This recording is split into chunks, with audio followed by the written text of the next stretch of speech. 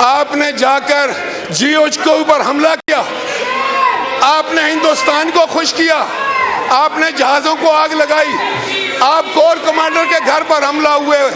याद रखें, पाकिस्तान के 25 करोड़ लोग, सुने मेरी बात, पाकिस्तान के 25 करोड़ लोग अपनी अफवाज पाकिस्तान के पीछे चट्टान की तरह खड़े, हम खड़े। हम अपने आर्मी चीफ की तस्दीक नहीं करने देंगे, हम अपने चीफ जस्टिस की तस्दीक नहीं करने देंगे। ये कैसे हो सकता है कि आप आर्मी चीफ की तस्दीक करें, उसको कंट्रोवर्शियल कर दें, आप चीफ जस्टिस को कंट्रोवर्शियल कर दें, तो सारा निज़ाम ही तबाह करना चाहते हैं। इससे बढ़कर पाकिस्तान के खिलाफ कौन सा साजिश हो?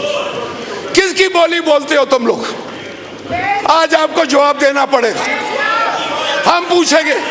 और चेयरमैन ने आपको यह कहा था कि क्या यह ट्वीट आपके चेयरमैन ने किया है? आप उठ के बताओ कि किया है या नहीं। बस यह सवाल है मेरा। अब तो हम सब कोई ऐसा लगता है जैसे कोई फोड़े बन गए। इतने दुखी हैं सारे, इतने फोड़े बने हुए हैं, इतने मैं समझता हूं कि हम लोग इतनी हमारे में अभी बर्दाश्त ही नहीं है कि कम से कम तरीके से, सलीके से समझे तो सही कि बात क्या है और फिर उस बात का जवाब दिया जाए। मैं किसी की जात की बात नहीं करूंगा, मैं लीडर ऑफ द अपोजिशन की इज्जत करता हूं। जो भी लीडर ऑफ द अपोजिशन इस हाउस में है वो काबिल एहतराम है, इतना ही काबिल एहतराम है जितना leader of the house. Chairman साहब ने ये कहा, चेयरमैन बिलावल भुट्टो जरदारी साहब ने, और मैं खुद ये चीज़ नोट कर रहा था कि पिछले 3-4 दिनों से जो यहाँ पर सेशन हो रहे, जिस तरह की बातें हो रही, हम शायद किसी बेहतरी की तरफ जा रहे हैं।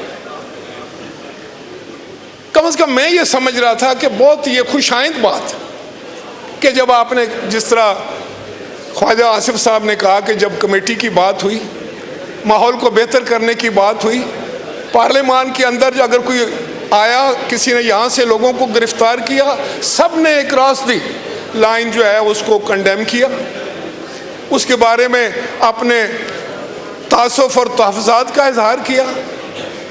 तो मैं ये समझ रहा था कि हालात शायद बेहतरी की तरफ जा रहे हैं। और चेयरमैन साहब ने आकर सिर्फ आपसे ये सवाल किया कि जब के माहौल बेहतर हो रहा था, उस माहौल में ये जो ट्वीट आया है, जो बयान आया है, इसकी तहकीक होनी चाहिए कि क्या आपके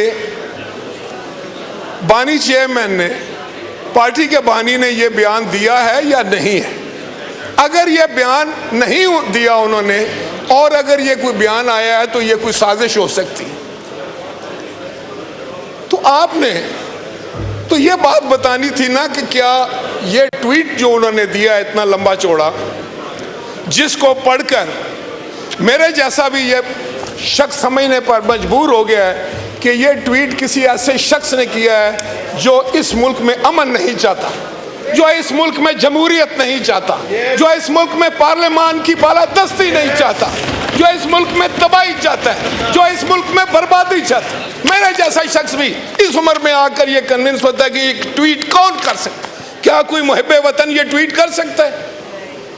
क्या कोई मुहिब्बे वतन जो है वो अपने इदारों की तस्दीक कर सकता है? क्या अपने इदारों को इस तरीके से कंट्रोवर्शियल बना सकता है? आपका अगर आर्मी चीफ कंट्रोवर्शियल है, आपका चीफ जस्टिस कंट्रोवर्शियल है, तो क्या मुल्क है फिर? ये किस तरह मुल्क चलेगा? ये फिर किस तरीके से हम अपनी हिफाजत करेंगे, अपने मुल्क की सालमियत की हिफाजत करेंगे?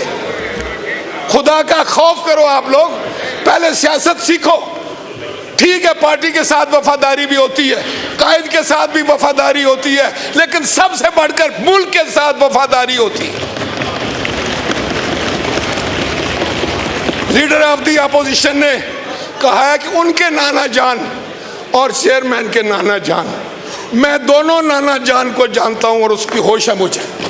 अगर आप मुझसे पूछते हैं तो मैं आपको बताना चाहता हूं कि आपके नाना जान ने इस मुल्क में आमरीत की, दादा जान, आपके दादा जान ने इस मुल्क में आमरीत, जमहूरियत को तबाह बर्बाद किया। और चेयरमैन के नाना जान ने आपको वोट का हक दिया, आपको आइन दिया, आप जिस हाउस में बैठे हैं उसकी वजह से। आपके दादा जान को पाकिस्तान की आवाम ने इक़्तिदार से अलग कर दिया, और वो शख्स जो इनका नाना था वो उसने फांसी का फंदा कबूल किया चूम कर, और जमहूरियत के लिए, आज़ादी के लिए, पार्लियामेंट और आइन के लिए उसने किसी के सामने सर नहीं झुकाया। आज जो कुछ भी है, आज अगर इस हाउस के पास कुछ इख्तियारात हैं जो जनरल मुशर्रफ ने छीन लिए थे, तो वो इख्तियारात चेयरमैन बिलावल भुट्टो के वालिद गिरामी आसफ अली जरदारी की वजह से। मैंने आपकी 2-3 नस्लों के साथ सियासत की, मुझे इल्म है कि यहां क्या क्या होता रहा है, लेकिन खुदा के लिए आप भी समझ जाओ, आप जिस डगर पर चल रहे हैं वो खतरनाक है। चेयरमैन ने आपको यही बताया है कि जिस तरफ आपका रुख है, जिस सड़क पर आप जाना चाहते हैं, वो तबाही और बर्बादी है। उसमें आपको कुछ नहीं मिलेगा, बल्कि आप मुजरम होंगे इस मुल्क के, इस जमहूरियत के और इस पार्लियामान के। क्या आपको इतनी सारी बात समझ नहीं आती? क्या आप इतनी सारी बात समझने की अकल नहीं रखते? अब मैं नहीं कह रहा कि आप क्या करते रहे और आपके साथ क्या हो रहा है। आपका यही चेयरमैन कहता था कि फलां को मैं मूंछों से पकड़कर जेल में डाल दूंगा। आपका यही चेयरमैन कहता था कि कल तुम चलो, परसों ये भी जाएगा और मैं डालूंगा। वो ये नहीं कहता था कि नायब से डलवाऊंगा। यार खुदा का खौफ करो, तुम लोगों ने क्या बना दिया है। इसके माहौल को तुमने पूरा गंदा कर दिया है, इस सियासत को तुमने काला कर दिया है। अब कहां जाएगा पाकिस्तान? इसलिए मैं कहता हूं कि पाकिस्तान के 25 करोड़ लोगों को अब मैं समझता हूं मुहतद होकर खड़ा होना पड़ेगा।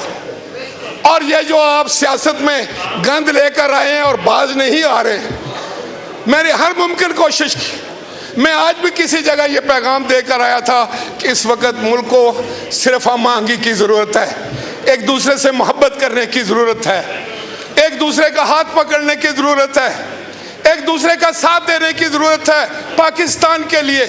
लेकिन आप तो नफरतें बेचने वाले लोग हैं, आप तो नफरतें फैलाने वाले लोग हैं, आप तो जानबूझकर अगर अच्छा माहौल हो तो उसको ख़राब करने वाले लोग हैं।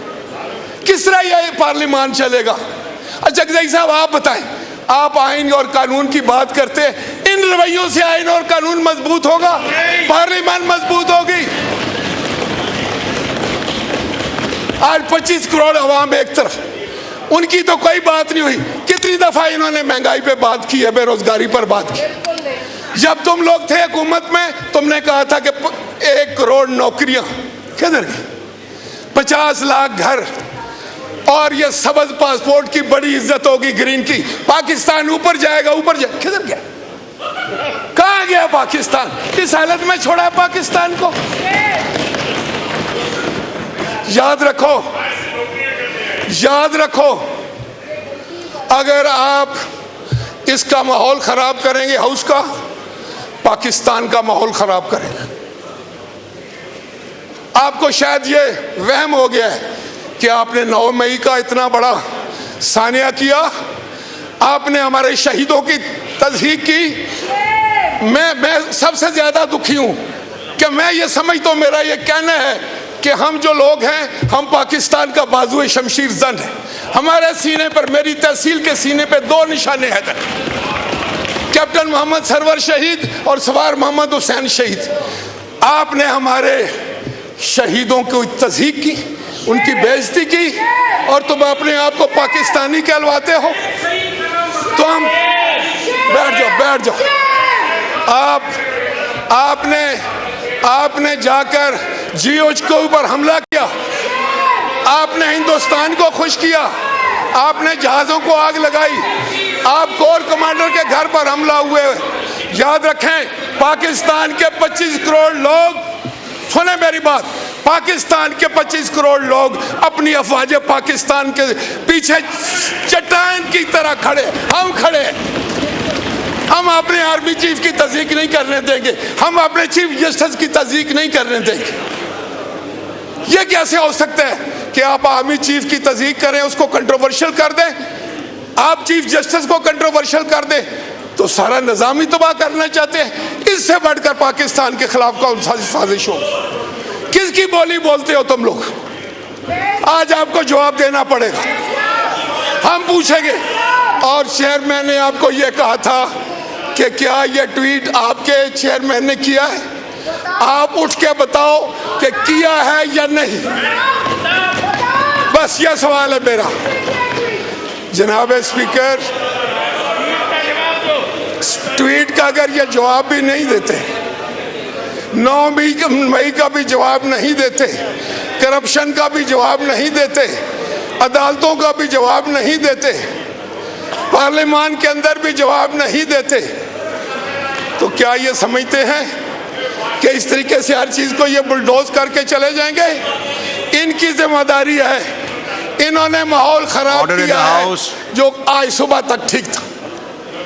उस कमेटी से बेहतर काम लिया जा सकता था, कंसेंसस बन सकता था, लेकिन तुम लोग कंसेंसस के दुश्मन हो, तुम लोग पाकिस्तान के दुश्मन हो, तुम लोग हमारे अमन के दुश्मन हो, तुम लोग पाकिस्तान के अवाम के मफादात के दुश्मन हो, तुम लोग जमहूरियत के दुश्मन हो, तुम पार्लियामान के दुश्मन हो और तुम आइन के दुश्मन हो। शुक्रिया।